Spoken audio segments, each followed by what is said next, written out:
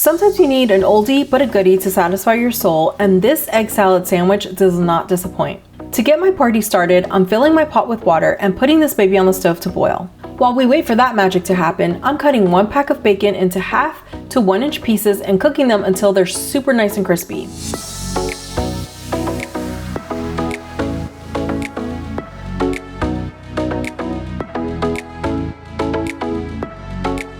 My water is boiling, so I'm adding my eggs one at a time with a slotted spoon. I'm sure there's a much better way to do this, but I can't think of it right now, so one at a time with a slotted spoon it is. Plus, this way gives me a lot less anxiety about dropping an egg and cracking it in the pot, and nobody wants that. When everyone's in the sauna, I'll set my timer for 7 minutes and off I go to do all the things. For my next magic act, I have a bowl filled with ice water, and this is where I'm going to send the eggs for the next part of their spot treatment. A good old polar bear plunge. This will help these guys cool down a whole lot faster and make peeling so much easier. And we could all use easier. Am I right or am I right? While the eggs cool, I'm cutting up some add-ins and toppings for my egg salad, and I'm starting with 2 onions. So ordinarily, I don't love putting onions of any kind in my food unless it's strictly for the flavor. But for whatever reason, I feel a lot more adventurous lately and inspired to expand my palate. Is this adulting? Next up, I'm cutting these cutie radishes into thin rounds because I want a crunchy element, and I think this is gonna be all the things. Again with the adventuring. I can't tell you when I last ate a radish because I haven't been a fan in the past, but here we are. I'm cutting up radishes to add to a sandwich. Who even am I? Also, look at how pretty this little round is. She is so cute. And the lovely avocado, never want to be left out.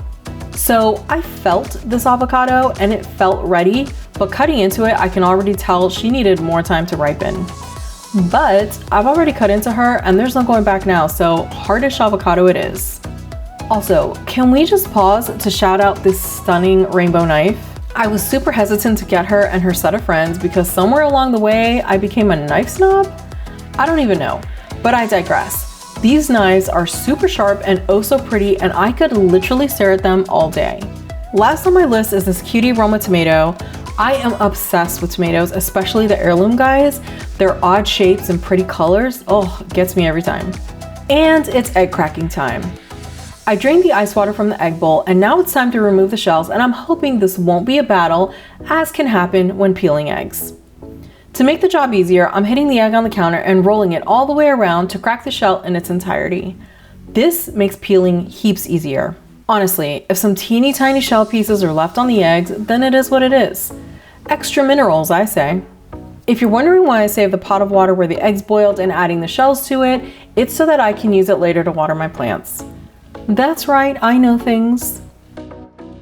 And now for the fun stuff, the magic for the taste buds.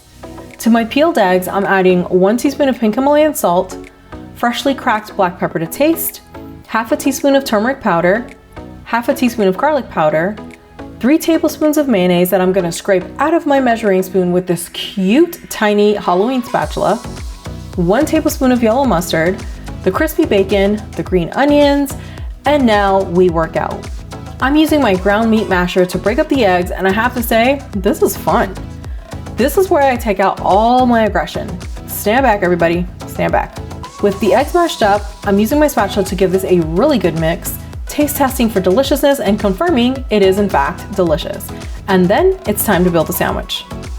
To my toasted bread, I'm adding a layer of cutie radish slices, topping that with hardish avocado slices, topping that with as much egg salad as my spoon can carry, topping that with arugula microgreens, and topping that with the tomato slices.